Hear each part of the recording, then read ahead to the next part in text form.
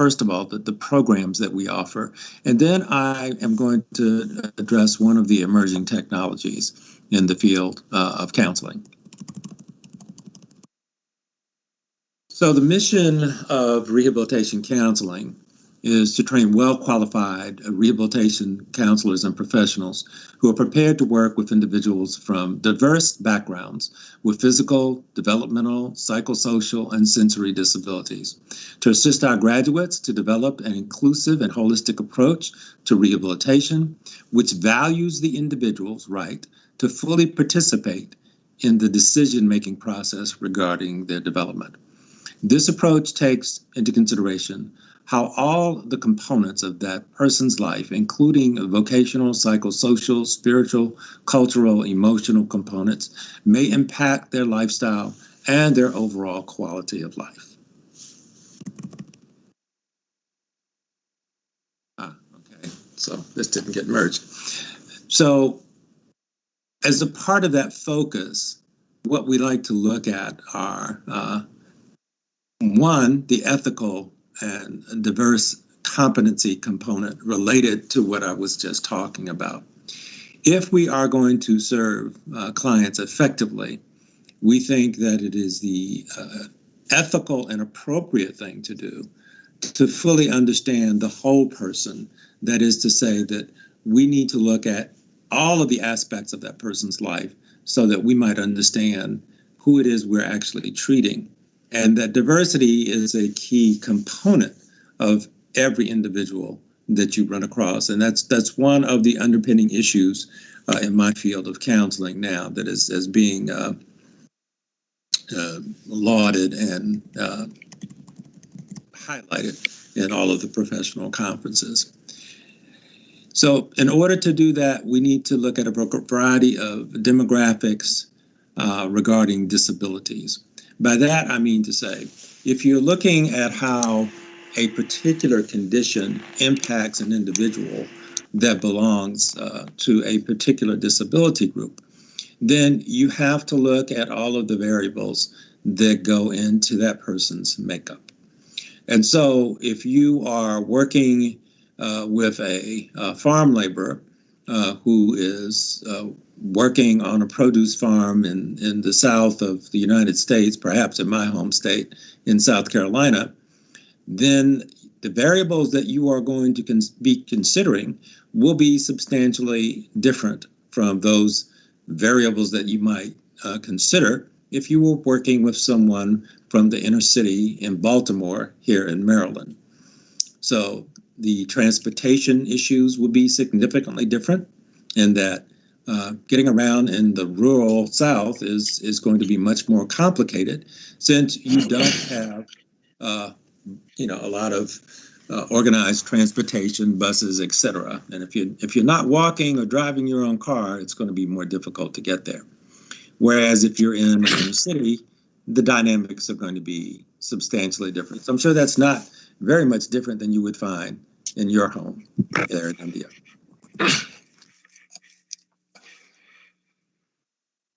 To talk a little bit about accreditation, over the past 25 years, accreditation has become an increasingly important aspect of working in the field of counseling. About 30 years ago, psychologists passed a variety of, or were instrumental in passing a variety of laws, which highlighted the fact that no person is going to be able to practice counseling in this country unless they are fully licensed and graduates of an accredited program. The Rehabilitation Counseling program is fully accredited by the Council for Accreditation of Counseling and Related Educational Programs, better known as CACREP, until October of 2024. And in fact, we are in the process now of revising our accreditation document in preparation for a visit in the latter part of 2023, the early part of 2024, to maintain that accreditation. Some of our faculty would include myself. I've only been teaching now for about 30 years, so it took me a while to learn how to work effectively in this profession, but I think I've gotten it down pretty well so far. My wife in particular is particularly proud of the fact that I've become a full professor, and she's constantly making note of that. I try not to as much, but I have to admit it is a source of pride. Leslie Santos Ramon is one of our key faculty in the Graduate Counseling program. Until recently, she was the graduate coordinator and also the clinical coordinator. But while she remains the clinical coordinator, she has stepped down to allow Dr. Gear, who you will see in a moment, to become the graduate coordinator. That's Dr. Gear, Brian Gear, over to your left. And he joined us about 5 years ago. I'm particularly pleased to have Dr. Gear on staff because about 15 years ago, he was one of my master's students. He had just come over from Nigeria. He completed the program. He was also my graduate assistant. When he graduated, I encouraged him to go to my alma mater, Southern Illinois University, to pursue a doctorate in rehabilitation, of which he did. He graduated and for the last 8 years was working in the South in Alabama. And so when we had an opening and an opportunity to bring him on board, I eagerly pursued him and I convinced him to come up and join our faculty. I'm glad that I did.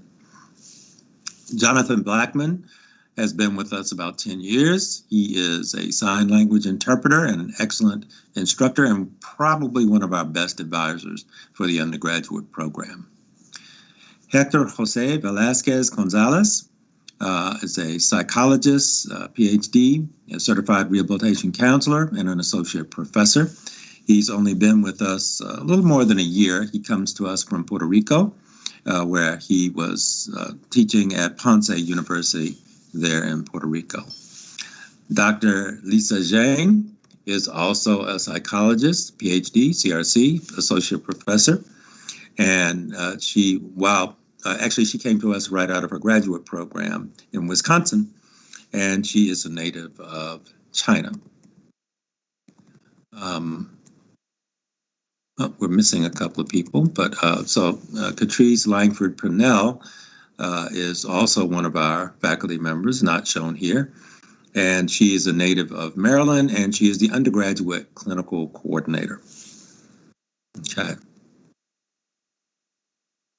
For the undergraduate program, the way it's laid out for us is going to be typical, and you will see that the classes that an individual will take will be consistent with what you're going to find at any other liberal arts institution here in America. In fact, we are a part of the 12 university system here in Maryland that includes the University of Maryland, UMBC, which is University of Maryland, Baltimore College, and a number of others, which I will not mention because we'll be here for a while. But we all follow essentially the same sort of curriculum for our undergraduates with a few variations. But we have to make sure that for the first 2 years of education, an individual gets all of the basics like math, social sciences, exercise science, English, etc., in order to make sure that they will be an effective student going forward. The sophomore year is a little enhancement on that.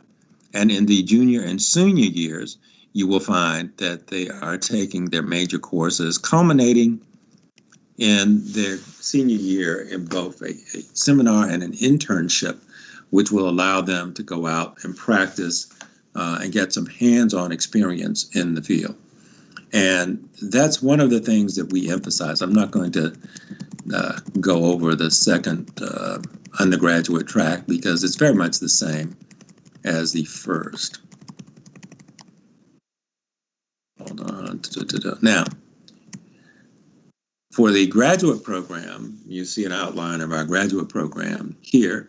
The graduate program is a 62 credit, 2.5 year program if you work diligently. If not, it might take you the better part of the third year as well. But I will let you peruse the courses that will be required. And all of the courses that we're talking about in this program are geared to prepare someone for licensure. So when they graduate from our university, they will have the background and the experience necessary to pursue their license as a counselor in the state of Maryland and all of the states surrounding us that have reciprocity. Okay.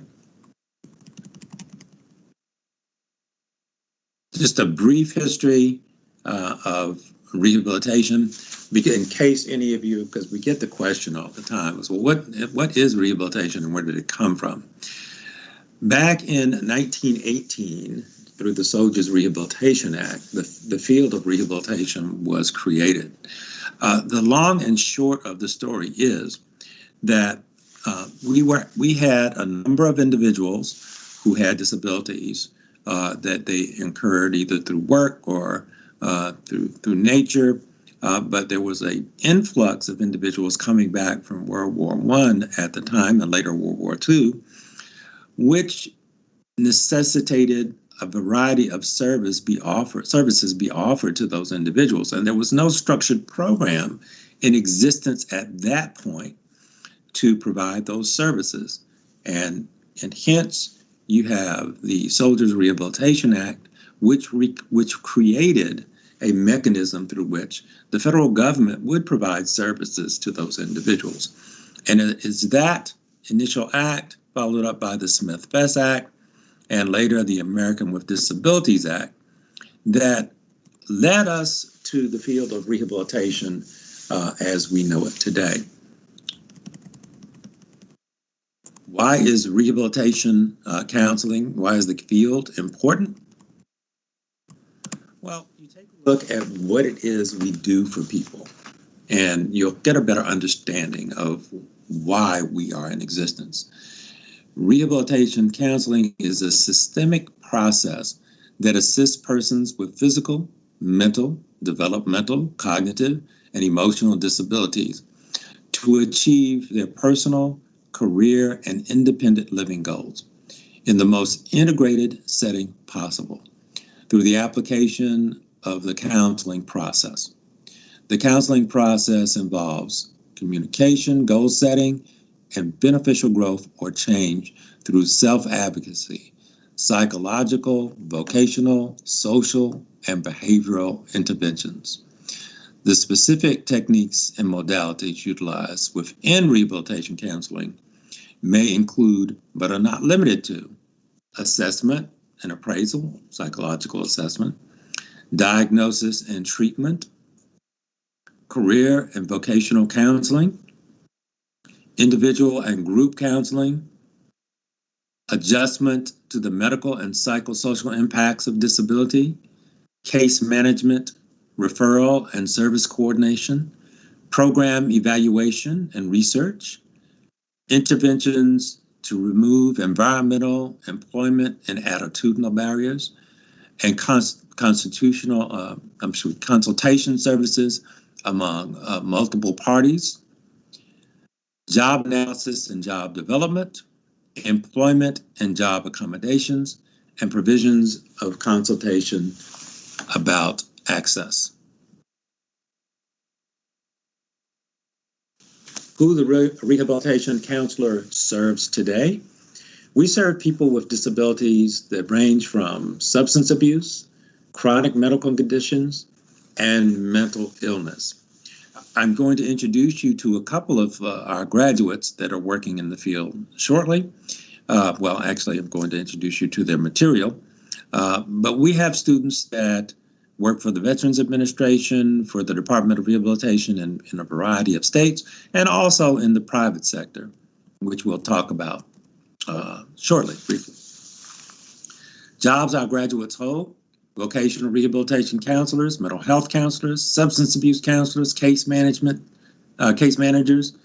vocational evaluators, forensic counselors, disability specialists, and I'm sure you can, and that would include college counselors, advocates, assistive technology specialists, community, state, and private agency managers. So their employment settings can be virtually anywhere.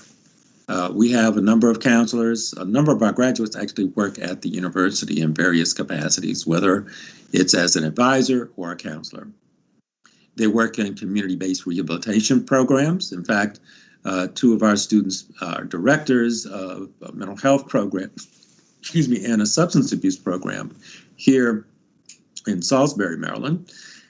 And we have a number of students who actually have their own practice, which I will talk about later.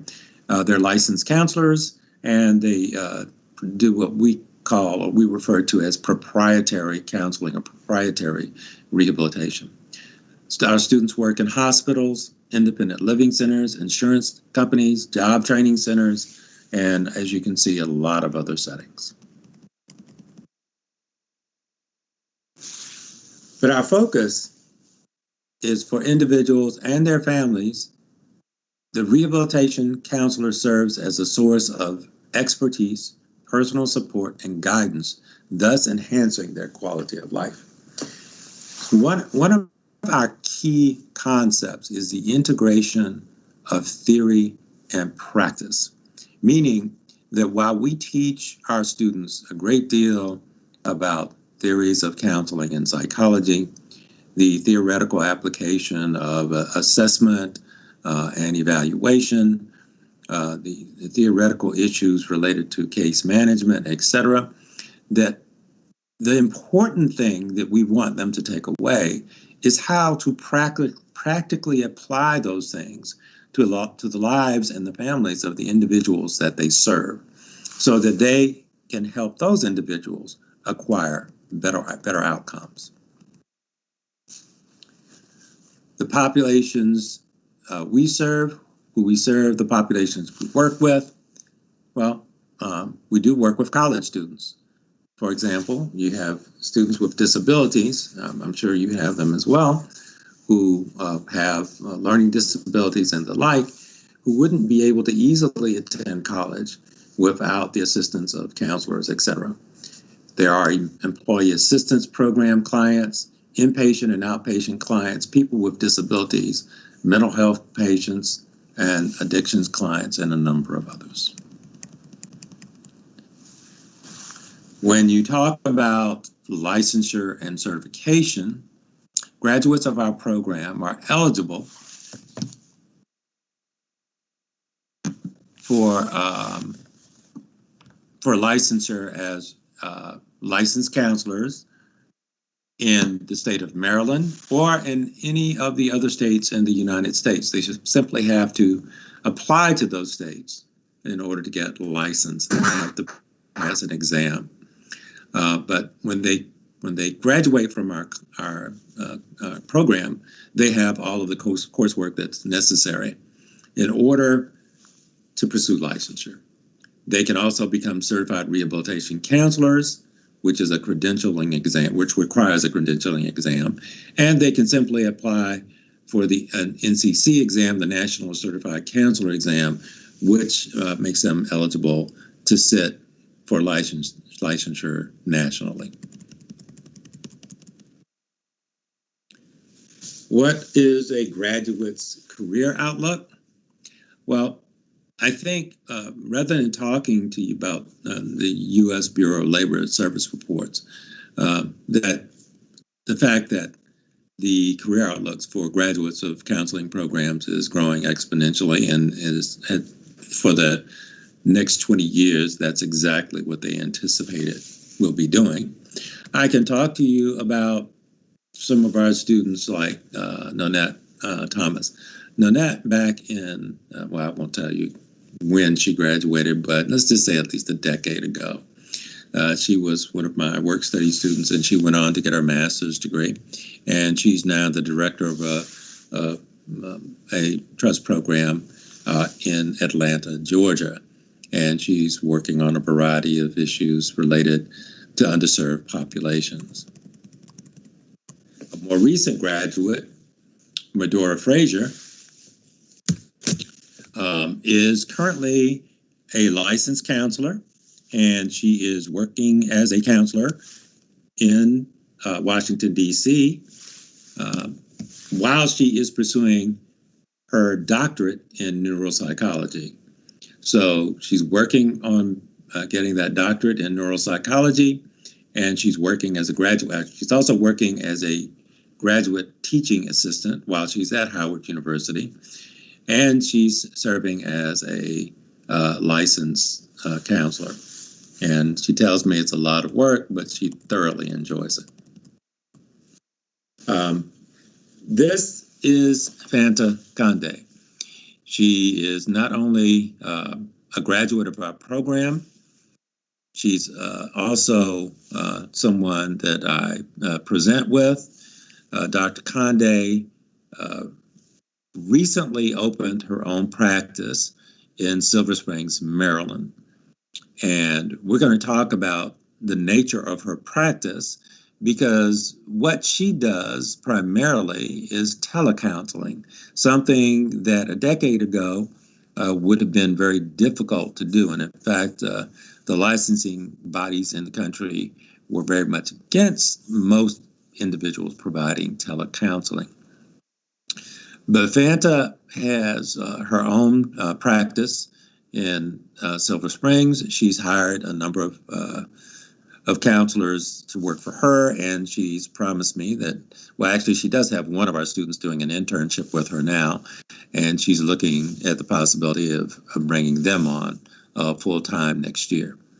Fanta and I also present together and do a little research together. So let's talk about that.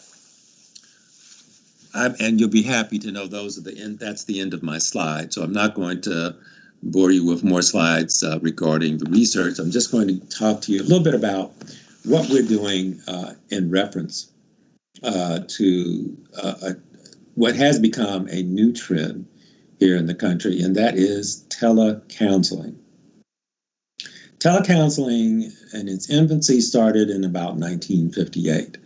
And it started basically as over-the-phone counseling. And in fact, there were some individuals who provided counseling using shortwave radio devices. It wasn't long, however, before people decided to restrict that.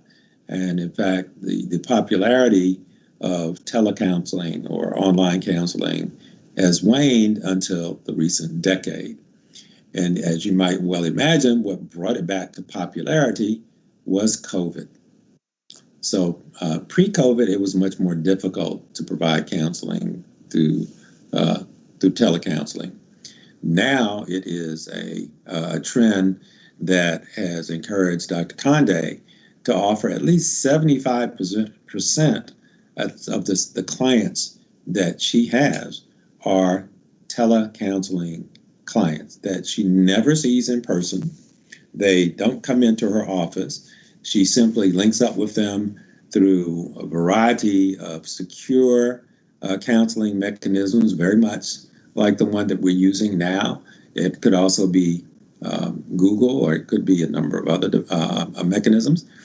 But the point is, she sees them virtually, and she doesn't see them in person. Now, she has other clients that do choose to come into the office personally, and she enjoys that as well. In fact, Fanta's been counseling now for about a decade, so she's done it all. But one of the things we want to look at is the response and the attitude of our current crop of counselors as it pertains to telecounseling.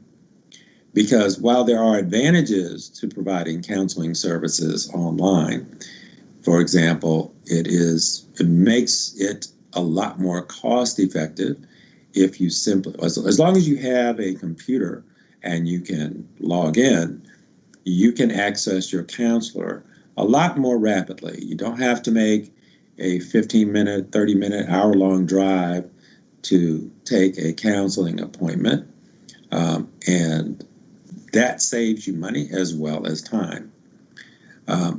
There are other advantages in that, some people just simply prefer to do things online, especially the upcoming generation. Not so much me, I will admit, but there are a lot of people who do enjoy being able to do their counseling online. It gives them the opportunity from their living rooms or somewhere, their offices at home, and security at home, and to receive counseling online that is the equal of what they might receive in person. However, some of the disadvantages that people talk about right now are the fact that you don't have the security that you have if you are in person. For example, you can never be absolutely certain if you're looking through a screen that there's not someone to the side, to the left, to the right, who might be eavesdropping. And so that is a note of caution for counselors, because you really don't want someone else to be present, even if it's innocently, when it comes to a counseling session, because it may inhibit the practical aspects of counseling. There's also the connectivity problem. One of the problems that Dr. Kande has spoken about repeatedly, it relates to the lack of connectivity in some parts of the city, which make it more difficult for her clients to log in and to stay logged in. And the last thing you want to happen is to lose connectivity while you're in the middle of a sensitive counseling issue. And so, as a part of one of the research projects that we're looking at, we are looking at investigating, doing a pilot study to gather some more information from new counselors and practicing counselors who are engaged in telecounseling to find out what sort of problems they see, they are encountering with telecounseling, and what are the advantages that they see. Okay, and so I am going to stop here. I think I have bumped up against the time limit that I was given, but I am happy to stay around and answer questions and engage in counseling. I mean, not counseling, in a discussion of counseling or the issues that we were talking about. And if any of you are interested in talking about the program, I'm certainly, I will be willing to talk about either our undergraduate or our graduate program with you.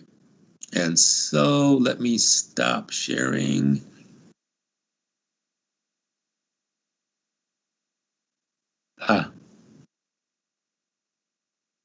Okay, I cannot find that button.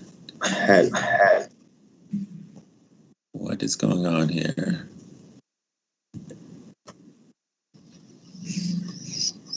Thank you, Dr. William, for highlighting the various rehabilitation. Okay, hold on a second. I hope I don't disconnect myself by shutting this off. But, Hello? yes, can you still hear me? Yeah. Thank you, And Dr. William. you also apprised about what are the various programs you are offering at your university level. There are some questions as a panelist from my side.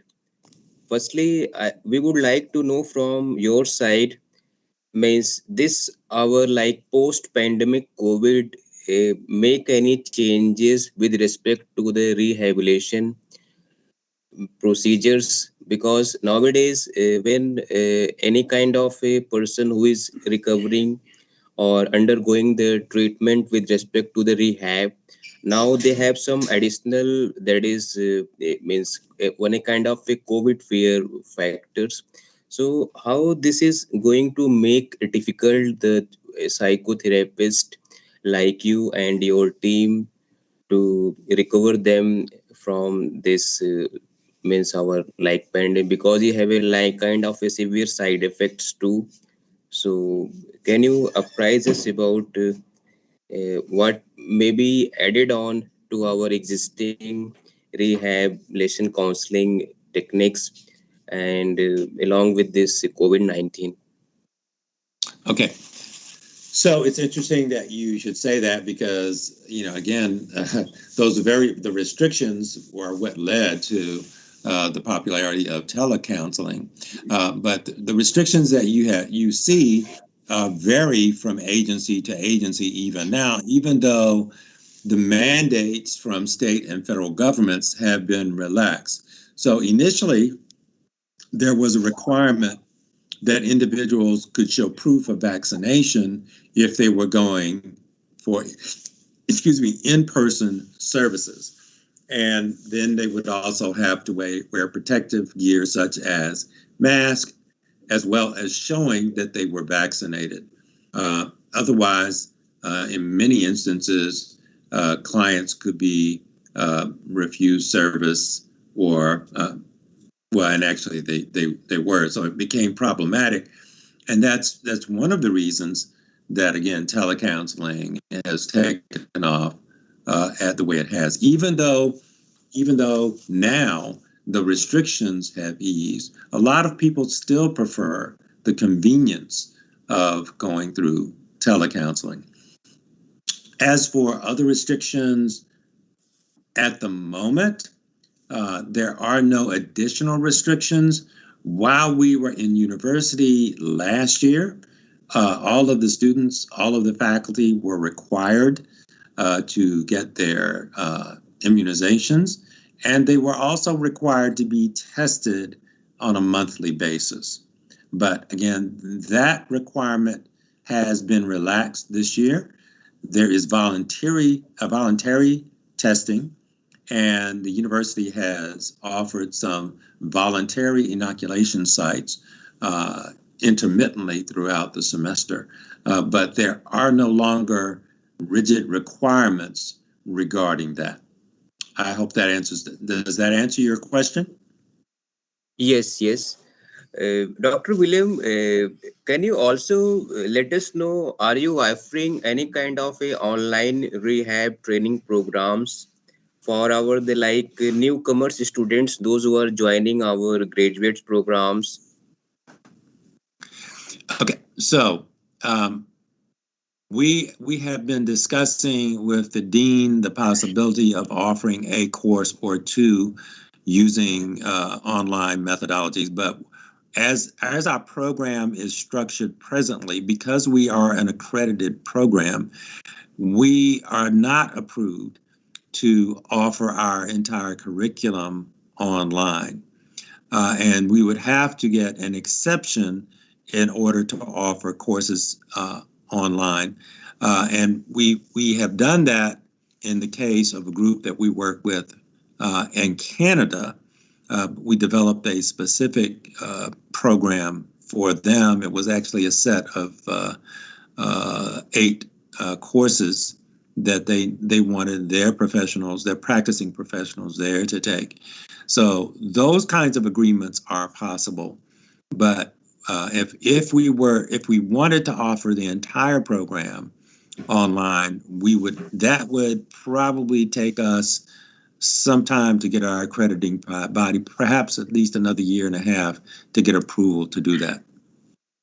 So if Dr. Vasitis, if you get a chance to talk with Dr. Vasitis, I think he's somewhere here, he might talk to you about the possibility of some courses or individual courses or abbreviated programs, but we could not offer the full program.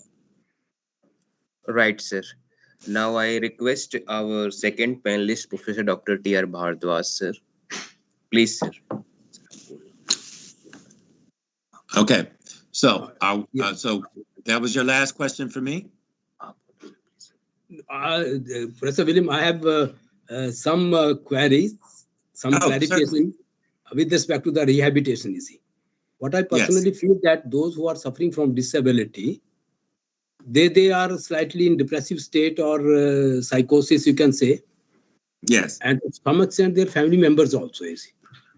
So before you counsel them for rehabilitations, are they given some what you call some motivations or counseling with respect to the antidepressive or those kind of things, so that they can come out of these states, and then you can start with the motivating them to rehabilitate them? Excellent question. And it goes directly to the point that I was making. There was a slide about the scope of practice of rehabilitation counselors. Because we are licensed counselors, there will be rehabilitation counselors who are mental health specialists. All rehabilitation counselors, however, do not choose to be mental health specialists, nor do they choose to be addiction specialists, etc. So if we are working with a client who has active mental health issues, and they have been referred to us by an agency, we would hope that the agency would have had them see a psychiatrist previously to prescribe them medication, because we cannot prescribe medication here in this country as rehabilitation counselors. No counselors can, and actually psychologists cannot either. Psychiatrists can, however. Yeah. And so if we're talking about someone who is perhaps, for example, suffering from anxiety and or depression that needs medication, then we would actually refer them to get treatment for that before we would engage them in counseling. I hope that answers your question. Yeah, very good. It's very good. Now it's clear that the treatment part with respect to the psychosis is done by the psychiatrist only. Yes. And I would like to share one very good news with you. Okay. That one of my students having disability, she did M.Pharm with me, thereafterwards PhD also in pharmaceutical chemistry on 5-reductase inhibitors, the drug which are used for the prostate cancer, you see. And the best part is Dr. Nilima Dhingra. And best part is that on 3rd of this month, she has been awarded by President of India, Presidential Award for her disability and courage and achievements. By the government of India, yeah. President of India, she has got the best award for her encouragement as well as achievements in spite of disability. So it's a matter of pride, and I'm proud of her. You see, that's another good news. Excellent. Yeah, absolutely. As well, you should be, because it sounds like an exceptional accomplishment for her, which means as your professor, you also get to take credit because you shepherded her through this process. Did you not? Yeah, to some extent. But ultimately, it was her courage and achievements also, because we can simply motivate them. Ultimately, is the candidate. You see, the person. If he's motivated or she's motivated, then all the achievements, of course, matter of pride and good news for all of us. That and her parents also specifically, those who are suffering for the last few years, so many years since her, you can say, disability. So that part is now they are very, very happy around that she has got the Government of India, President of India's award for her achievements. She has patents. She's working the assistant professor at University Institute of Pharmaceutical Sciences, Punjab University, Chandigarh. She's teaching as assistant professor in the department where she has studied and made tremendous achievements. Excellent. Dr. Nilima Dhingra. Yeah, it's good. Excellent. So congratulations to her and to you as well. Thank you very much, and thanks for your very good, informative. Because in India also we have numerous disabled or others, and their rehabilitation is desired, otherwise required also. Government is doing a lot of work, but some of them they themselves are not interested. Instead of, they want to have some other alternatives, in spite of going or adopting some professions where they can earn their livelihood for them, for their families, and others also. So thank you very much for your support. Yes, It is my pleasure. Over to Shalini. Yes, sir. Thank you, Dr. William, for this knowledge sharing session. Firstly, I want to regard you for sharing your remembrance with your loved ones.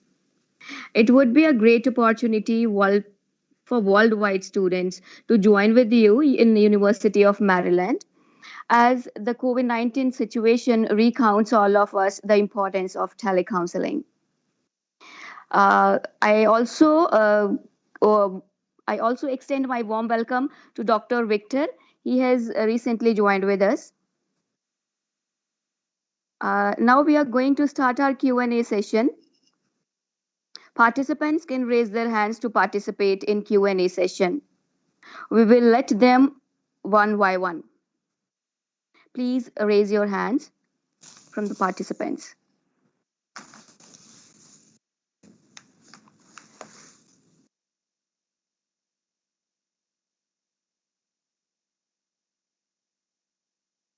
Shivani ma'am, please let them in one by one.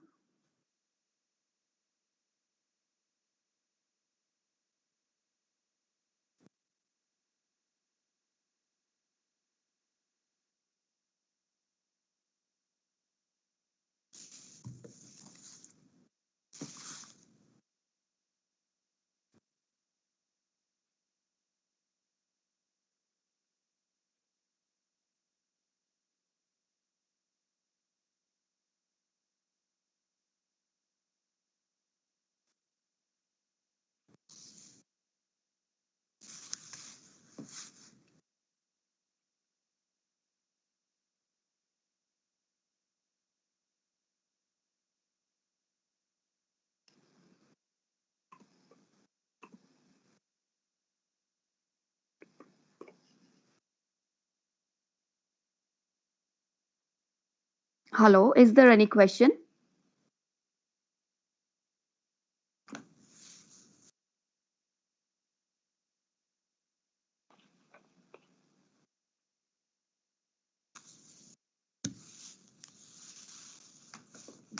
I think Dr. William, there is no question from the participant. Well, that is just fine, and I thank you for allowing me to participate. I will remain on.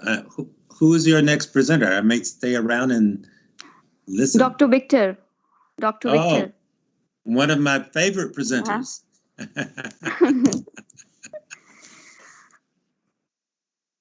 I request you to please join with us to listen, Dr. Victor.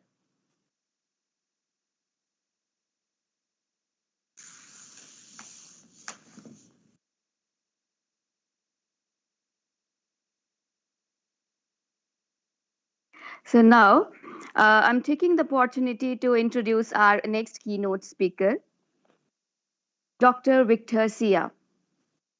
Dr. Victor did his BSc degree from National Taiwan University and later obtained his PhD in microbiology, immunology from Wayne State University in Detroit, Michigan.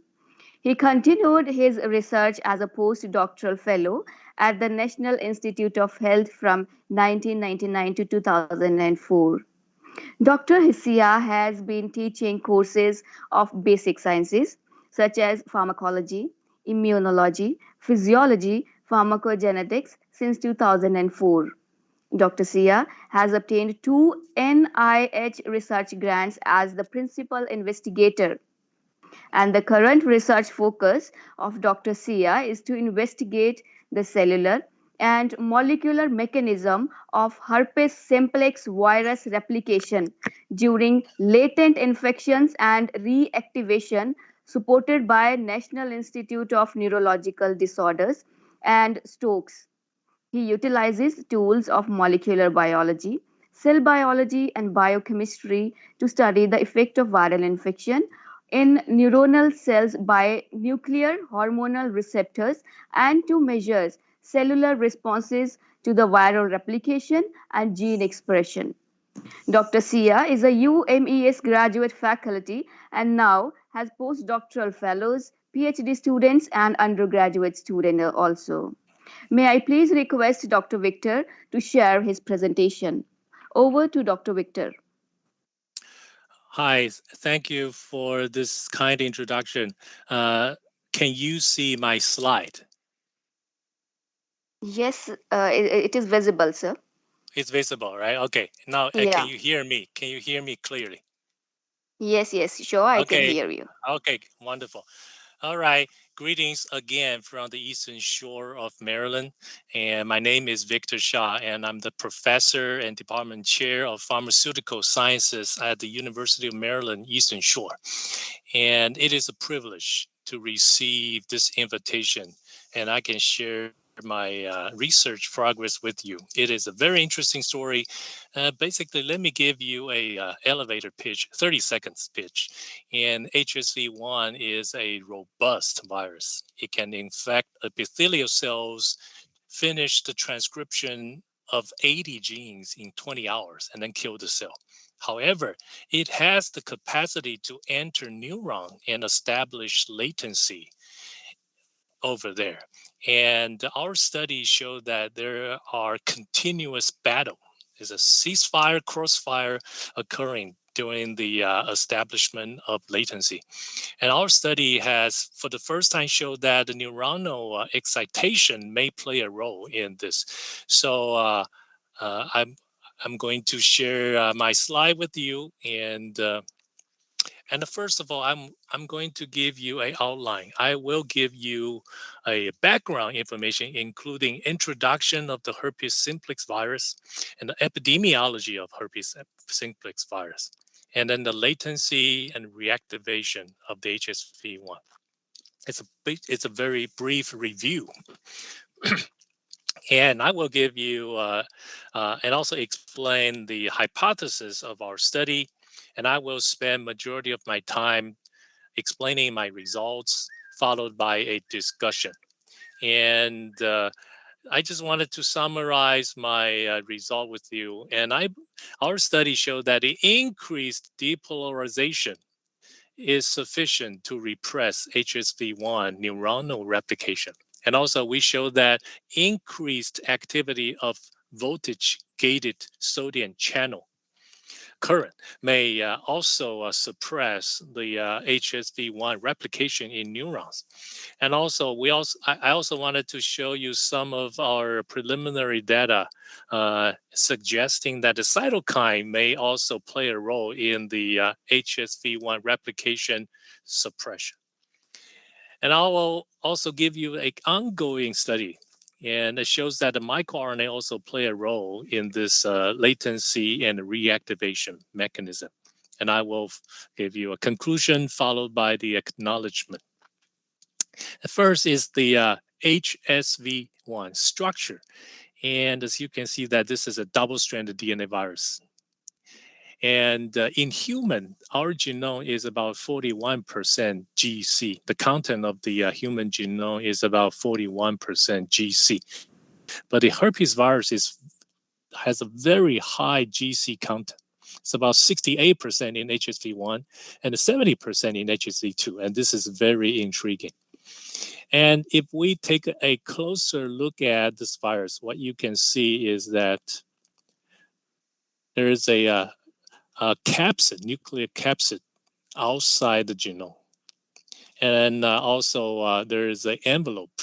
HSV1 is an enveloped virus, has a number of glycoprotein. And also interestingly that between the envelope and the capsid, and there is a space we call that tegumen, and there are a lot of proteins and enzymes there, and they are critical for sufficient and successful replication. HSV1 infections has a many different complications, and most of the time it's pretty mild. And for example, when you are under stress or when you are a day or two before the exam, you may have this oral herpes infection, and we call that cold sore. Yes, fever blister. This is pretty mild. It will disappear in about a week. But the HSV1 infection can be severe, and when it reaches the eye, it can cause a severe keratitis. It turns out that HSV1 is the leading cause of blindness in the America due to infection. And also, if untreated, the herpes virus can cause lethal encephalitis. If untreated, 70 to 90% mortality. So it's a very, very tough virus. If you look at the global estimates of the HSV1 infection, it is stunning. All ages, 67% of the population worldwide is positive with the HSV1. And if you look at the individual age, well, we can see that in Americas, it's about 3% under 4, 9% under 9. However, if you look at the Africa, the number are very, very high. That's female. If you look at the males, the number is not very different from the female. But if you take a look at the Southeast Asia, the number is also pretty high. Not as high as the Africa, but it's also very high. Same female and males. And look at the morbidity of the HSV2. And we found that in non-Hispanic Black, the mortality and the morbidity is significantly higher than the other ethnic group. As you can see that. Non-Hispanic Black, the percentage is much higher than the other ethnic group. And a lot of people believe that only HSV2 causes genital herpes, and that is not true. HSV1 genital is on the rise. This is the older data. It shows that in 2001, from 93 to 2001, in both female and male, we can see a rise of HSV1 genital HSV1. And then there's a newer data shows that the HSV1 genital again is on the rise. If you look at this orange line, what you can see is that the new HSV1 genital herpes continues to increase. So based on those epidemiology data, we believe there is a need to study this virus. Although it is, a lot of people believe that this virus may not be that lethal, it may not be that important comparing to SARS-CoV-2, but I believe that there is a very, very intriguing thing that we need to understand. And then next is I wanted to give you a quick description about the HSV1 latency. And first of all, I want to have your attention to look at this one. This is the trigeminal nerves, 1, 2, and 3. And here's the trigeminal ganglia, it's right here. It turns out that the HSV1, after the acute infection of the epithelial cell, the virus can enter these innervating neurons and then go all the way to the trigeminal ganglia and then establish the latency over there. So we believe there are 4 phases of HSV1 infection: acute infection, establishment, maintenance, and of the latency, and also perhaps from time to time there are reactivations from the latency. And once again, just to summarize the HSV1, very interestingly, established latent infection in the neurons of trigeminal ganglia or dorsal root ganglia. And the stress can trigger the reactivation. We still do not fully understand the molecular mechanism, but the current data suggests that hyperthermia, hormonal imbalance, explantation, ultraviolet irradiation, or skin trauma may trigger the reactivation. And here I highlight the hormonal imbalance, particularly thyroid hormone, because my lab was the first one to report the evidence showing that the thyroid hormone imbalance participated in the reactivation. And I will use 2 interesting slides to explain to you. And we use a ex vivo trigeminal ganglia animal model. As you can see, it's a rabbits and mouse. What we did was to perform an ocular infection. And there's that followed by a liver infection. And after 1 month, established latency. And what we did was to explant, to do some surgery to remove the trigeminal ganglia, and we put them in the culture dish, either with or without the thyroid hormone. And then we collect the media, and we do plaque assay to measure the replication. And this is a project sponsored by the NIH, and it's quite interesting. First is the rabbit data. The rabbit data shows that we have 11 rabbits, 11 rabbits, 22, one on the left, one on the right, 22 TGs. And then we put 11 each in the treatment for 10 days. And then after 10 days, we perform this plaque assay. We can see that if there's no T3 treatment, we've had some virus released, and which is statistically significantly higher. If it's treated with T3, it's quite low. And so this data suggests that the thyroid hormone, also we call that T3, can decrease the viral replication by as many as 6.2-fold. And I believe this experiment is done by my former graduate student, Gautam Bedadala, which is a excellent graduate student.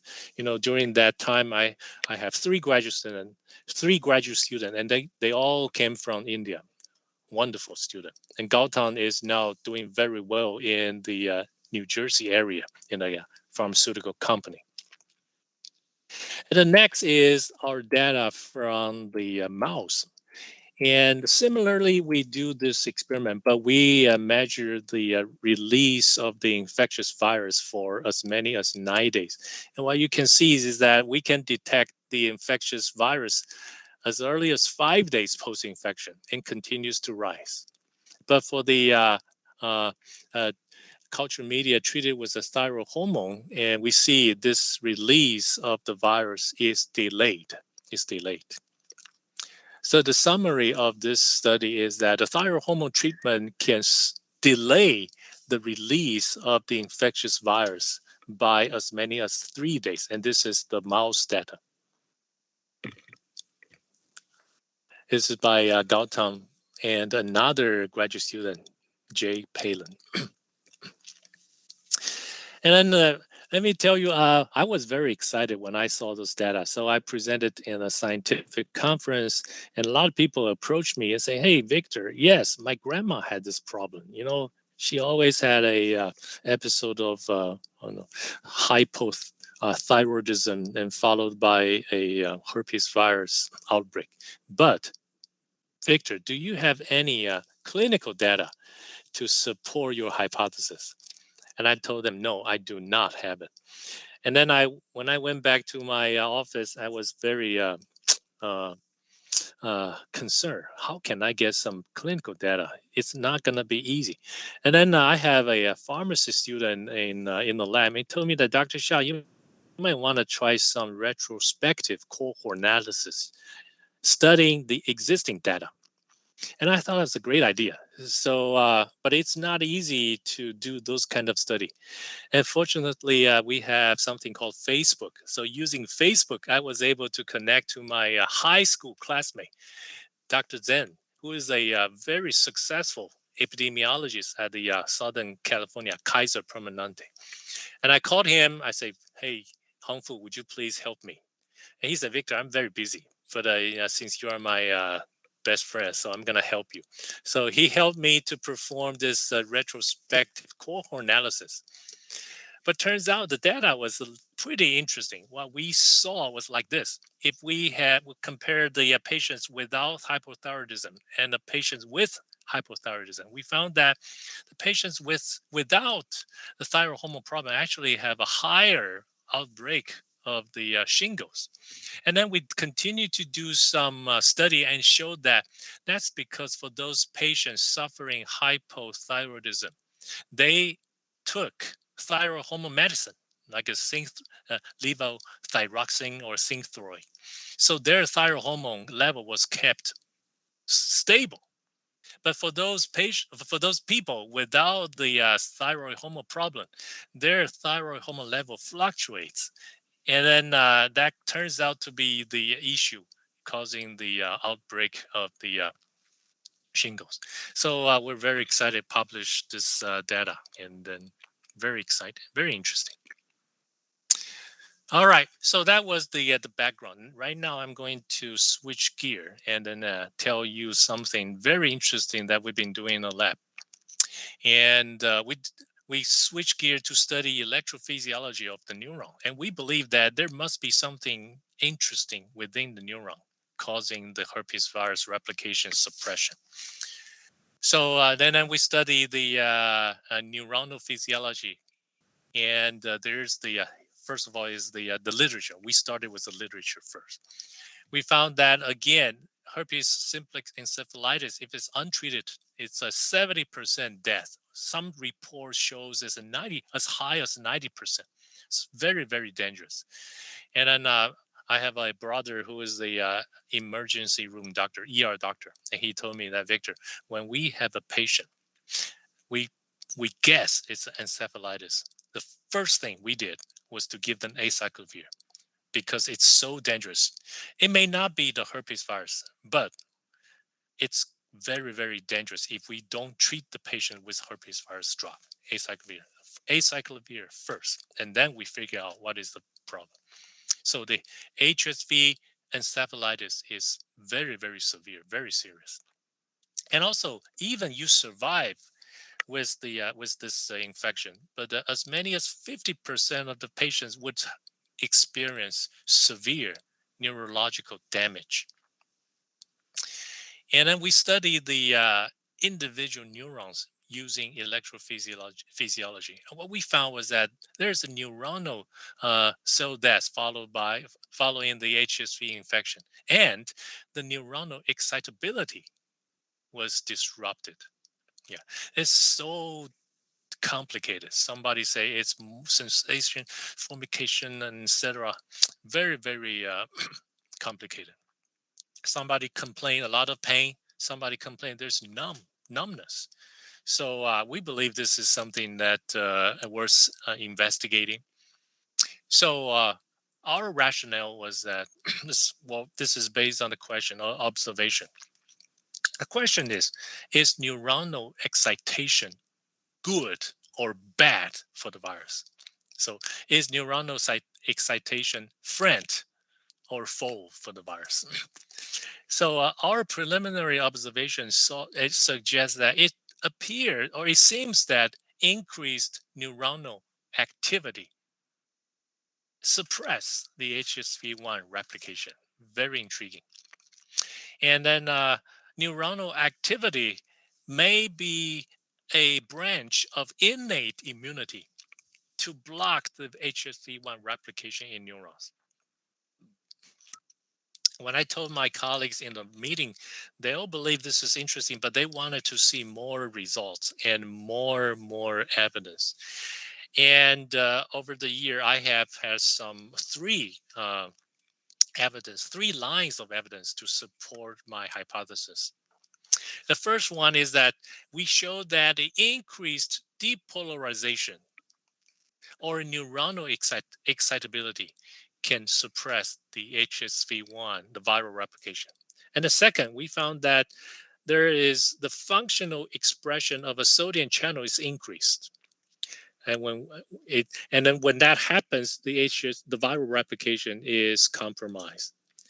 And the third evidence shows that we found that there is an increased production of a pain-associated cytokine. It plays a role in the suppression of the viral replication. So I'm going to tell you the evidence one by one.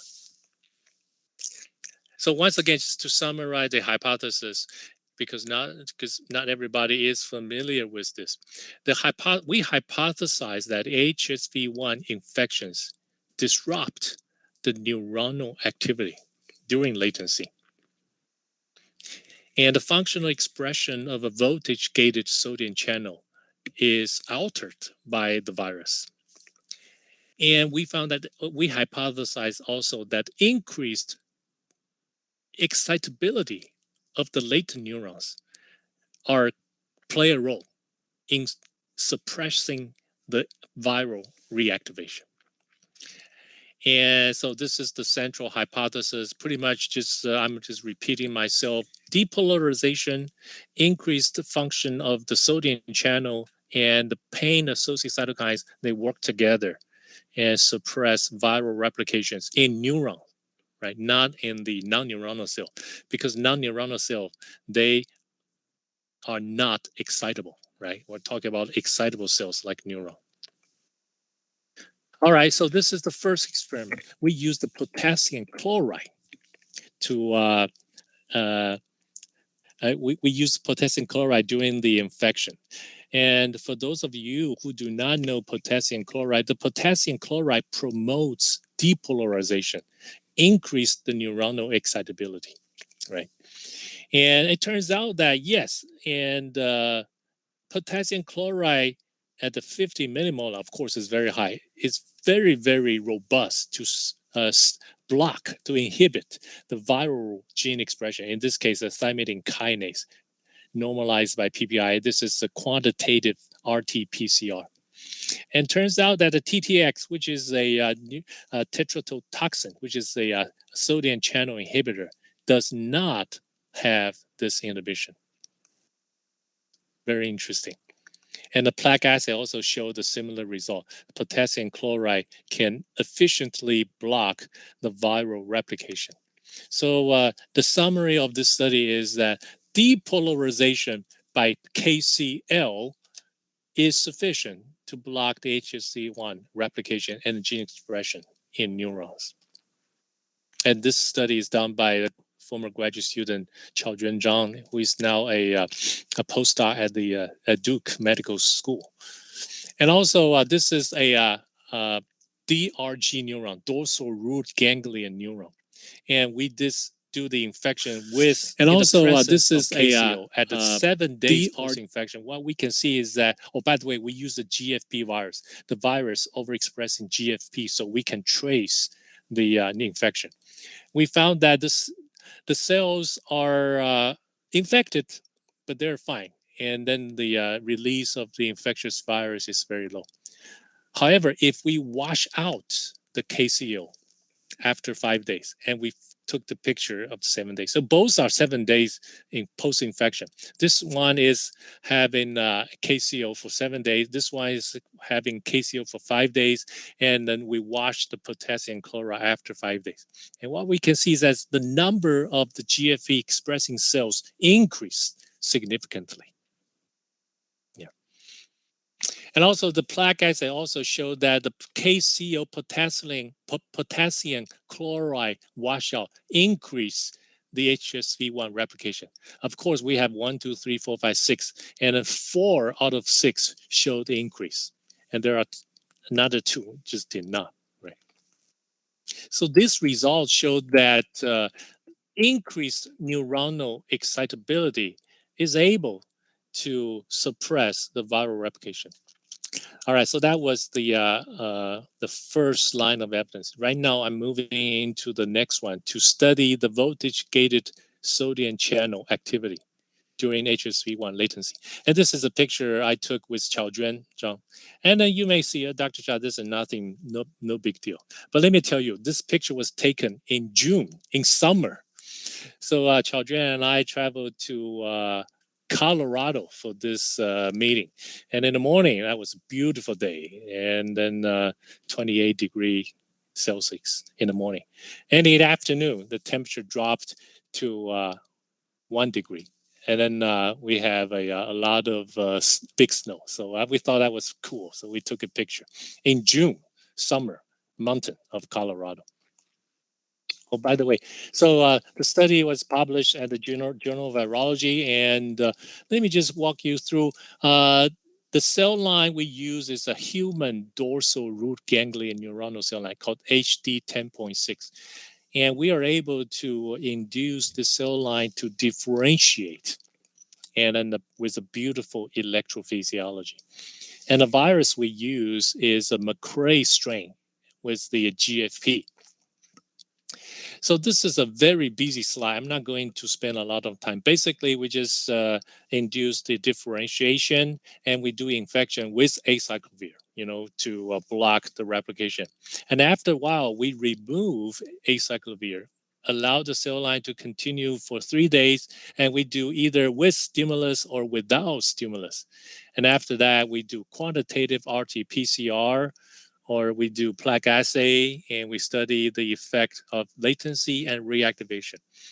And let me quickly walk you through this slide. So this is the control. There's no GFP. And this is the lytic infection after 3 days. What you can see is a lot of GFP expressing cells. And this is a 3 days post-infection in the presence of ACV. So we can see the GFP expression, but the number and the intensity are a lot lower than this one. And when we continue to grow this cell until 7 days, we can see that the intensity goes down. And then after 12 days, there is no green cell at all. Even without ACV, there's no green cell. This is what we call latency. But if we trigger the reactivation using a drug called TSA, this is a trichostatin A, and this is a histone deacetylase inhibitor. And we can reactivate the virus. So this is our model, cell culture model. And this is the human cell line. So as I mentioned to you, that trichostatin A, TSA, which is a histone deacetylase inhibitor, it is sufficient to induce the HSV1 replication. And this is a plaque assay, shows you that in the latency, there's no release of the infectious virus. And this is the TSA treatment. It shows a significant increase. And we had some hope to see some reactivation using this drug, LY294002, which is a PI3K inhibitor, because other labs show that the PI3K inhibitor is sufficient to induce reactivation, but it's not happening in our lab. So again, the summary of this slide is that trichostatin A is doing well, inducing viral replication or reactivation. And then we continue to study the transcriptional profile of 3 important viral genes during this process.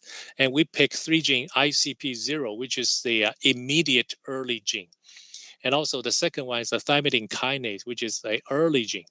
And also we have a gene called LAT, latency associated transcript. And this is the only transcript we can detect in vivo during latency. Okay. So 3 days post-infection without ACV, this is an acute infection. We can see that it's very high. However, if we add the ACV at the 3rd days post-infection, the ICP0 and TK decrease comparing to this. But interestingly, that LAT is still very high. It's very high. This is a very, very interesting. And as we continue to grow the cell at 7 days, 12 days, the gene expression continues to decrease. At the 12 days, if we use the TSA to induce the reactivation, we can see that both ICP0 and TK increase dramatically. The LAT also increases. Again, I have to tell you, this is not what we expected, but nobody can address this one because the LAT just a very, very challenging genes to study. But anyway, at least we got some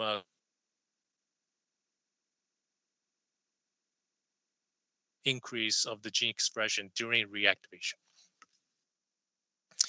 And then we switch to electrophysiology. We study voltage-gated sodium channel. And this is the capacitance, which measures the surface, the size of the cells. And I would like to direct your attention to panel B. And this is a current density. Basically, we just measure the output of the current divided by the surface. The current density represents the activity of the voltage-gated sodium channel. So this is the control. They are similar. Look at this one. This is the acute infection. When we infect the cells without acyclovir, the lytic infection quickly abolished the sodium channel activity. And this is the 3 days post-infection in the presence of ACV. We can see that it is still lower compared to this, but it's slightly higher than that one. If we continue to grow, we can see that at the 7-day post-infection, the sodium channel activity actually recovered quite nicely compared to this one, which is no difference in comparison to control. So the conclusion from this slide is that the lost voltage-gated sodium channel activity due to the lytic infection recovered during the process of latency establishment. And then we continue to study individual sodium channel. And the one we picked is sodium NAV 1.7. And this is a very interesting one. And I will tell you the reason why we study NAV 1.7 in the next slide. But first of all, I would like to show you what happened in latency. As you can see that we can barely see the GFP, showing that the virus is very quiet. And this is a DAPI, shows you that there are a lot of cells over there. And this is an immunofluorescence microscopy. And we can show that actually the NAB 1.7 is expressed. It's quite this abundant expression, as you can see that both in the in the cell body, also in the neurites. And this is the merge data. However, when we use the TSA to reactivate, we can see that this is a quiet neuron, but right now there's a lot of GFE expression showing that the viral replication is very, very active, very active. And we can see that the NAB 1.7 actually decreased a little bit. And this is the merge. And of course, we know that immunofluorescence microscopy is not quantitative. It's not quantitative. So, but this is a visual. I just wanted to give you a visual image showing that there is some expression changes. And this is the, I think I forgot to put this Western data and quantitative RT-PCR. But anyway, so just bear with me that the quantitative Western blot and RT-PCR shows that, yes, the NAB 1.7 is increased. But I do want to show you this very intriguing data. This is the control. This is latency. Control means there's no virus. So this is a normal situation. And then we measure the current density. This is a current density plot. We measure individual neuron. And what we can see that in the control, we have 20% neurons showing moderate sodium activity. 40% show high sodium activity. And another 40% showed very, very high sodium activity. However, what happened in neuron, in the latent neuron, is a different story. 90% of the latent neuron have a very high sodium activity compared to this. So based on this data, it's very, very intriguing. We believe that the latent neurons have altered sodium channel activity, and they showed extremely high VGSC currents. So that was the conclusion of the study number 2. And right now, let's move on to another study. And shows, I tried to connect the tumor necrosis factor alpha, TNF alpha, on the herpes virus reactivation. In this case, I use this is a clinical data. And this is a literature review. There's a post-herpetic neuralgia. As you know that for those patients suffering shingles or herpes zoster, some of them, when they recover, they have this very, very bad pain. We call that post-herpetic neuralgia. It's a neuropathic pain, very bad. And there are a couple of studies linked the TNF alpha to the HSV, the herpes zoster infection. The first paper, my summary is that for those patients using anti-TNF alpha therapy, they have an increased risk of herpes zoster comparing to the normal control. And also the second study, similar. They studied the patients with rheumatoid arthritis. And what they found is that those patients develop herpes zoster while taking tumor necrosis TNF alpha inhibitors. They have a decreased incidence of PHN. And let me say that again. Patients taking a TNF alpha inhibitor, they have more zoster, but lower incidence of PHN. So this is very intriguing. I discussed this with my student again. And our observation or fantasy or hypothesis was that the anti-TNF alpha therapy seems to increase zoster, although reduce post-herpetic neuralgia. So in order to do some molecular studies, we again use our cell line for that. So this is the electrophysiology. Let's take a look at the current density. If we, of course, we do the infection without TNF alpha, and you saw this before. The current density is very low. The viral infection just abolished the sodium channel activity. However, if we add TNF alpha over there, what you can see compared to this one, it's a significantly higher than this one. It's higher, right? And we did some Western, but again, the result was not so convincing, but seems to be a slightly increase of the sodium channel, the functional expression of sodium channel. It's not conclusive, but the electrophysiology was very clear. It shows that the TNF alpha can restore the VGSC functional expression, which is evidenced by the increased current density. And then we continue to study that using TTX, which is a tetrodotoxin, which is a inhibitor of the sodium channel. Again, if we use the TTX, and then we can decrease this neuronal activity. We can decrease this activity. Of course, the other experiments show the same thing. So it turns out that this result looks to me that the TNF alpha mediate VGSC rescue is a TTX sensitive channel. We know the sodium channels are TTX sensitive and TTX resistant. In this case, we believe it's TTX sensitive. And also, we know that the TNF alpha pathway is well established and well studied. And we know the P38 MAPK kinase pathway is one of the most important pathway related to TNF alpha. And unfortunately, we have a lot of P38 MAPK inhibitors available. So right here, I just wanted to direct your attention here. This is the infection only.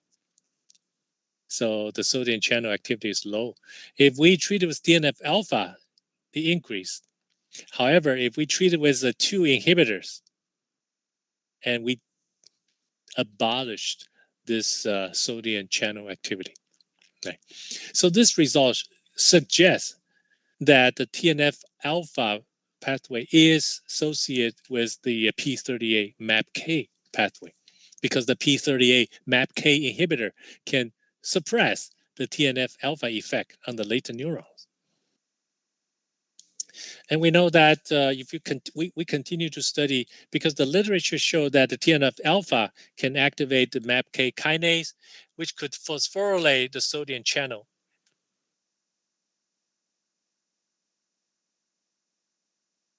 Again, there are many, many antibodies over there. So we performed a study, no infection control and HSV1. And well, we can see that the phosphorylated ERK is increased in the presence of TNF alpha. And this is the total ERK, which shows the same. But the phosphorylated ERK is increased in the presence of TNF-alpha. So the conclusion from this slide is that, yes, we suggest the molecular mechanism, which is the TNF-alpha, increase the phosphorylated ERK and activate the MAP kinase pathway. All right, so there's a lot of studies. So let me just summarize it right here for you. And our study from the E1 shows that the increased neuronal excitability promote the latency. Yeah, which is shown by the neuronal depolarization by the KCL. And the KCL blocks the robust viral replication in neuron.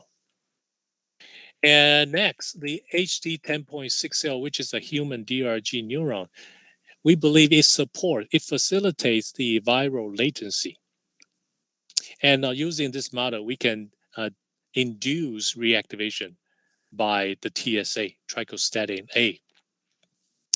In this case, there's no release of the infectious virus. But again, you probably still remember this is very artificial because we have to add acyclovir to block that. The LY294 failed to failed to establish the latency. And also, we found that the differentiated HD 10.6 cell exhibit a very robust VGSC activity, particularly during the latency. And the HSV1 lytic infection can decrease the VGSC activity.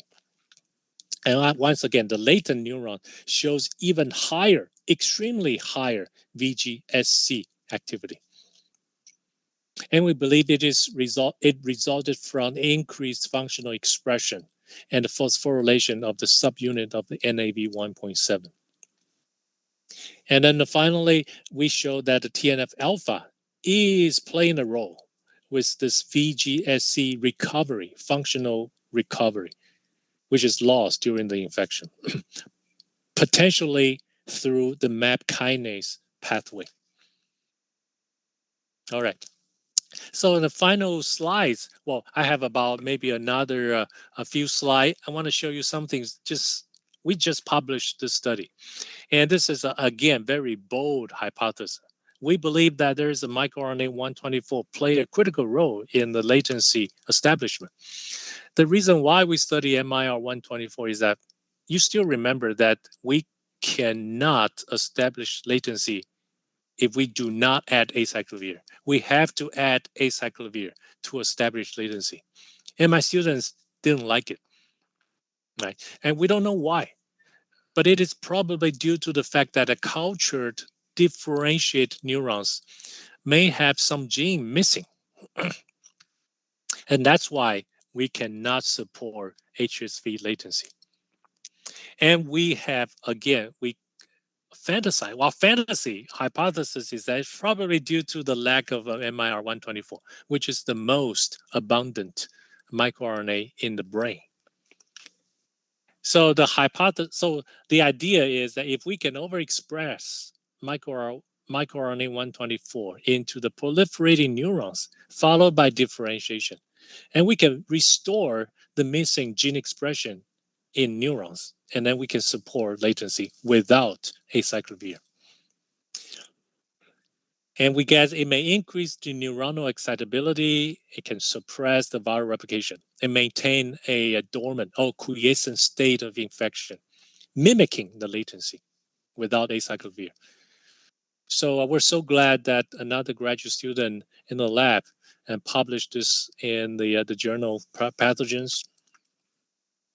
And first is the construction of the expression vector. Fortunately, another friend of mine, Dr. Heidong Lee, was the expert in this, and he told me that he has this construct.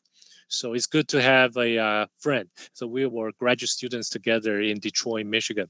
So he sent me his lentiviral vector, L124. And we test that in the 293 cell. And this is the empty vector, and this is L124. It has a very strong, robust expression. And then we do lentiviral infection in the HD 10.6 cell. This is the control. This is the overexpression with the L124, which you can see is a very strong MIR 124 expression. When we infect the cells with HD1 with the HSV1, the increase here you can see that it's still a significant increase, but not as high as this one. We don't understand why. And by the way, this is a quantitative RT-PCR normalized by a constitutively expressed microRNA called microRNA 26A. And then immunofluorescent microscopy showed that if we infect the cells with MIR124, and we can still infect the cells with the virus, because he don't told me that somehow when they do over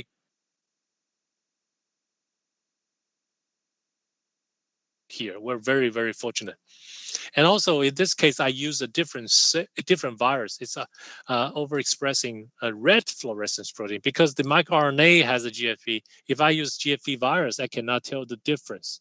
So that's why I use a RFP virus. And this is a gift from my colleague, Prashant Desai, from the Johns Hopkins University. And then we do the plaque assay, and we can see that without the microRNA 124, the viral replication is very strong. But if we have the microRNA 124 overexpression, we can see that the number of the plaque is very low. However, it's still there. It's still there. Why? Because the MOI here is high. We use the multiplicity of infection at 1, which is very high. So a student, again, doesn't like it. So he said, Dr. Hsia, let's reduce the multiplicity of infection from 1 to 0.15. And this is the study.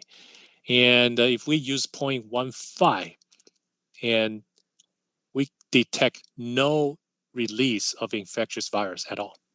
So the study, the conclusion is that if we use a lower MOI, no release of infectious virus, right? And then we studied the transcription. And again, we took HiCP0 and TK. We do quantitative RT-PCR. We saw that without the TSA, which is the latency, the gene expression of ICP0 and TK are very low. But if we add a TSA, and we can trigger the reactivation. We can trigger the reactivation. So at this point, some of you may have this question. Well, how about the microRNA expression in the presence of TSA? So what we can see is that there's no significant difference. So the TSA does not change the level of mRNA 124. However, they increase the HSV1 viral expression, viral gene expression. And then we study the release of the infectious virus. And we're a little surprised that if we use the supernatant, the cell culture media, we fail to detect any release of the virus, even in the presence of TSA. And then the students say, oh, Dr. Hsia, it might be possible the virus may still replicate, but somehow there's a defect. If it's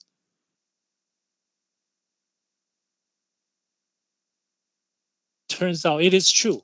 If we use the cell lysate, basically we collect the cell and we grind it, and then we do this plaque assay, and we can see that the TSA treatment can increase the viral replication, and we still have some residual viral replication happening in the latency. Okay, so it is pretty good, but not perfect.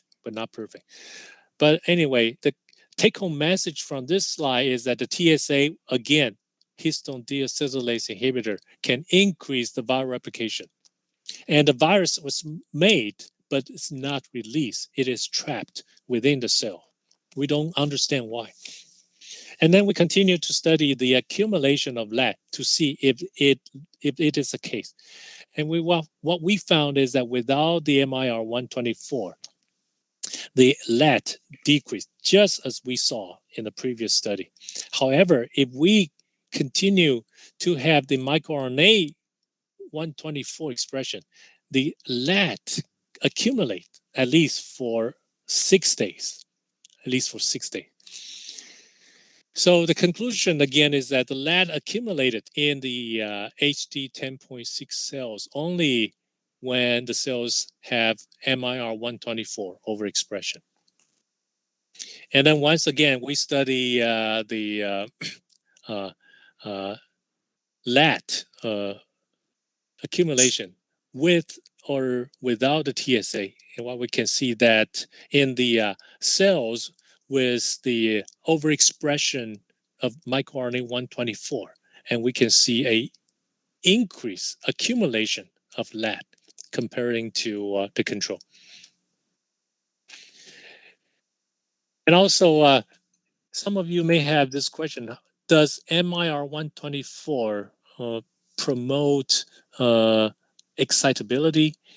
And we did the fancy experiment, and this is a preliminary data. We have not published this one yet. And we have a machine. It's called multi-electro array. Basically, it is a platform, and you can culture the neuronal cells on top of it. And this machine can measure spontaneous local field potential. So what we did is a control experiment. This is HD 10.6 control. We add nothing. Or we add capsaicin or bradykinin. We call this inflammatory cocktail. When we add this one, and we can see that it's a neuronal firing. Here in the control, this is kind of like a background. But here we can see very robust neuronal firing, local field potential increase. And then if we compare the HD 10.6 cells with or without MR124, we can see that for those cells overexpression with the MR124, it has a pretty robust local field potential, LFP increase. Very intriguing. So this is the unpublished preliminary data, but this suggests that the latent infection of HD 10.6 in the presence of MR124 may generate some spontaneous local field potential. What I wanted to suggest is that because the microRNA 124, it triggers this spontaneous LFP, the cells, the neurons are more active, more excitable. So that's why it participates in the suppression of the viral replication. All right, I told you a lot of things, so I just wanted to summarize it. We found that the overexpression of microRNA 124 facilitate the HSV latent infection in HD 10.6 cells without ACV, which is an achievement in my opinion. HD 10.6 MR124 overexpression generates some spontaneous local field potential, which is very cool, and we will continue to study. And the microRNA 124 is sufficient to suppress viral gene expression directly. And you may ask me how, but I don't have the answer. But current hypothesis is that MR124, again, the most abundant microRNA in brain, it controls neuronal identity by blocking the transcription of non-neuronal genes in neuron. Right.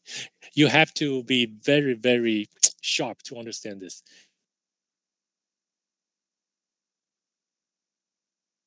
Neuronal genes in neuron. And some of you may be reminded that, well, there's another gene has a similar thing, but it's just the opposite way. That is RREST, NRSF. This gene does the opposite thing.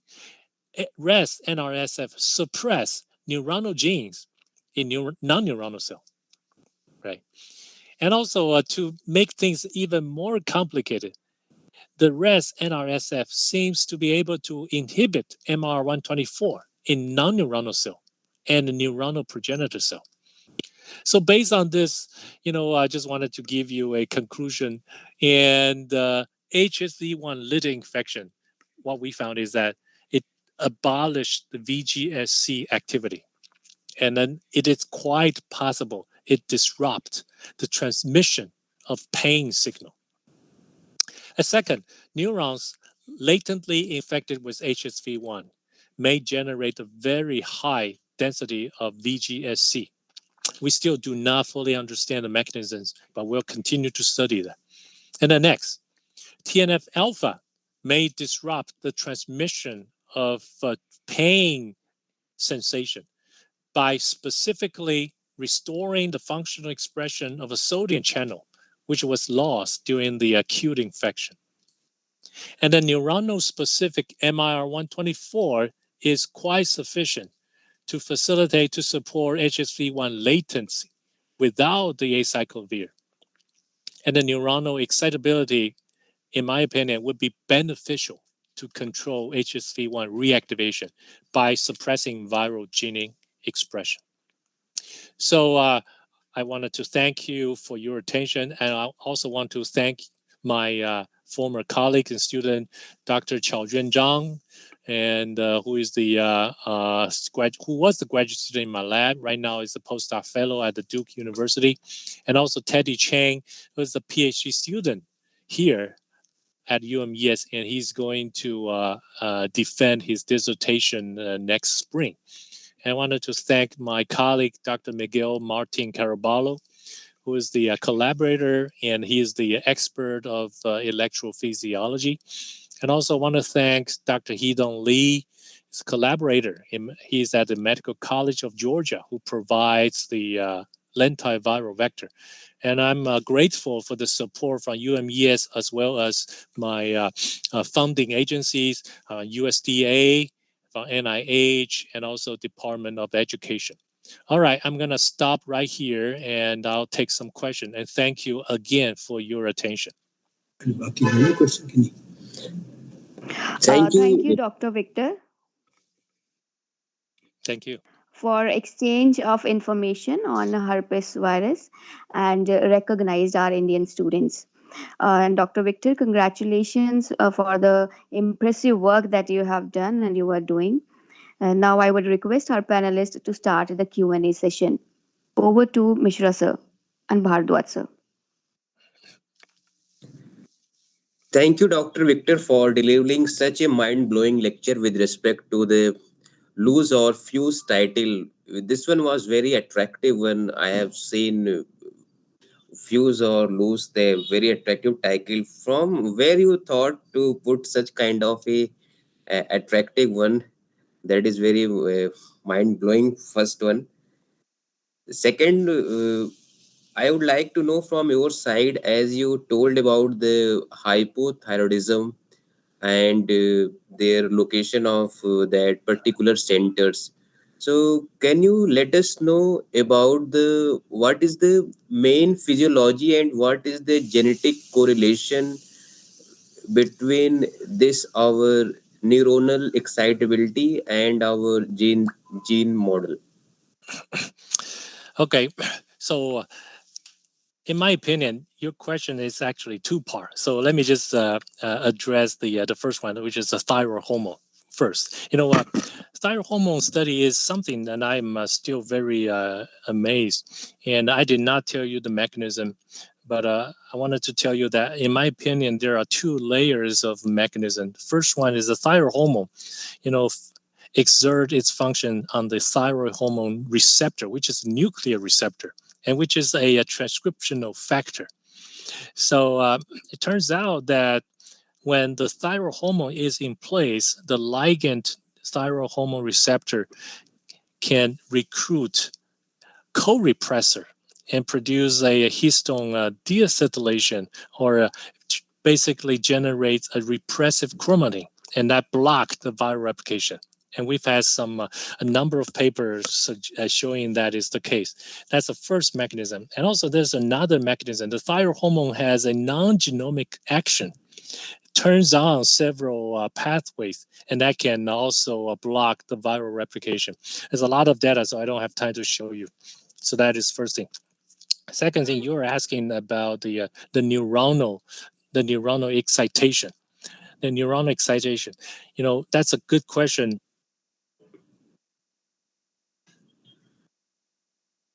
developing some mechanism. And what I can tell you is that when the neurons are excited, there are a lot of genes are expressed.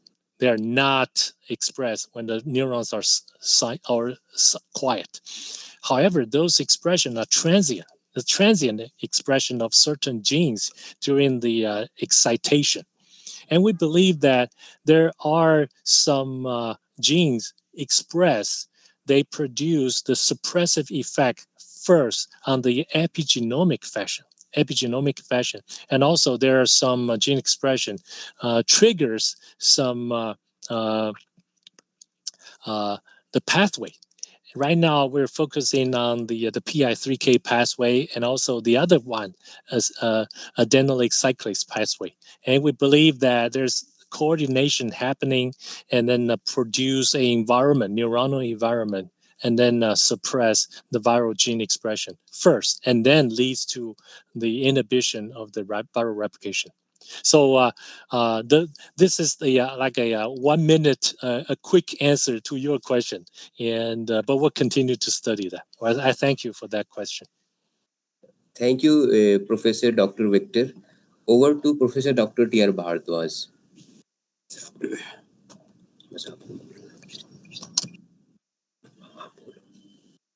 Yeah, Professor Victor.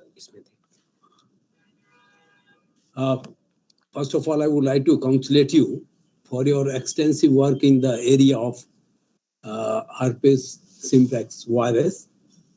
And my question or rather clarification is that what are the approaches which are being used with respect to its treatment or prevention by the clinicians?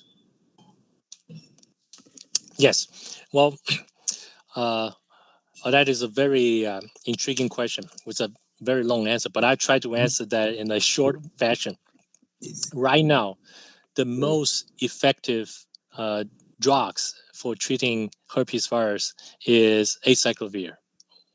And but the acyclovir is only effective against the alpha herpes virus, HSV1, HSV2.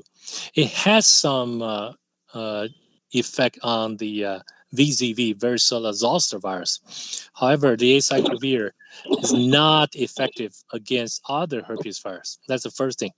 However, right now there is a problem because people continue to use acyclovir or vancyclovir, other thing. There are resistance developing in those patients. So there's a pressing need to develop new drugs against the herpes virus. And I do have another project in the lab that we try to develop some other compound that have the anti-herpes activity. And basically, we have developed a high throughput platform. You know, we have this GFP virus. So what we did was to infect the cells with the virus, with GFP virus, and then we in the 96 well play and in triplicate, and then we treat those infected cells with a number of compounds from the library, and then we developed a method with a plate reader, and I quickly capture the signal, and then we can do a analysis, and we have actually generated some lead compound and may have the potential to treat the herpes virus infection. So that is on the pipeline. So just to answer your question, just basically right now we're still using the acyclovir, the nucleoside analog, to treat the herpes virus, but there are some resistance. There's a problem. Is a combination therapy, that means instead of using one antiviral drug, we can have two.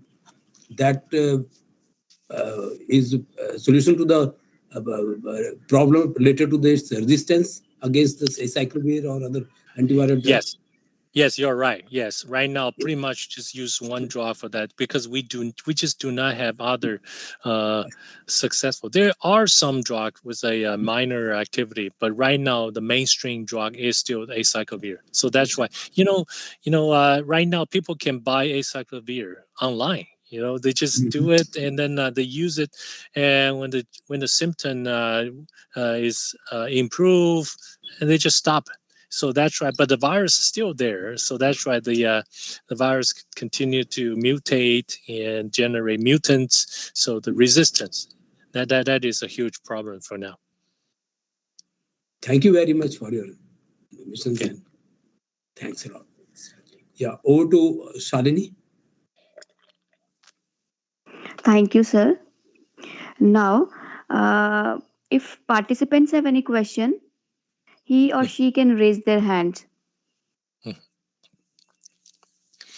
So while the students or participants are asking questions, I just wanted to tell you that we have a very, very active graduate program, and then we're still accepting the graduate students. So if you are interested, please let me know or let Dr. Yan Dan know. So we'll be happy to talk to you. All right, thanks. Okay, sir.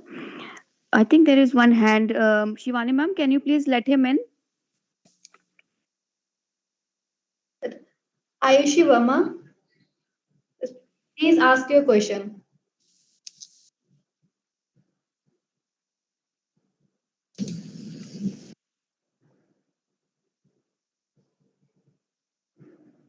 Ayushi Verma, please click on the mic icon.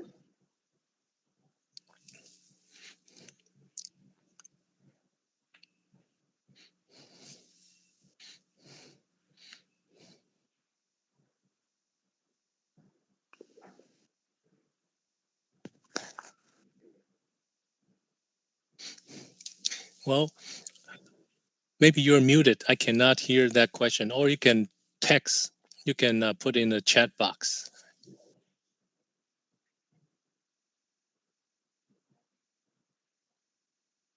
Yes, Ayushi Verma. Please click on the mic icon. Hi, ma'am. Yes.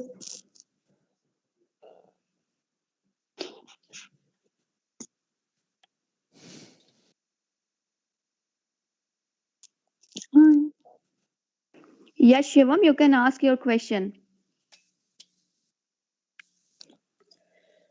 Ma'am, some network issues. Rejoin again.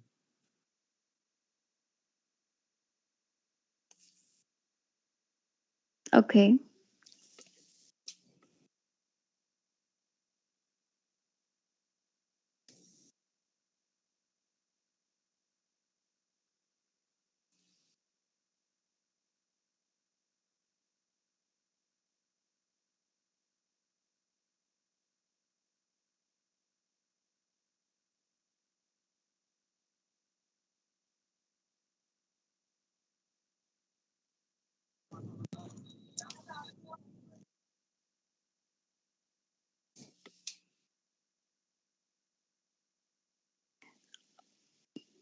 Okay. I think Dr. Victor, if anybody have any question, he or she can put their questions in the chat box and I'll forward to you on your mail ID. Please. Yes, please. All right. Well, Okay. thank you All so right, much thank you, once Victor. again. Please just communicate with me. I love to receive comments from colleagues, and then let's talk. And then I'll be happy to learn from you. Thank you once again. Bye-bye. Bye-bye, Dr. Victor. Thank you. All right, participants, with the completion of 2 informative sessions, it's time for a short break, and we will meet at 9:30 sharp. Thank you all waiting for the rejoining.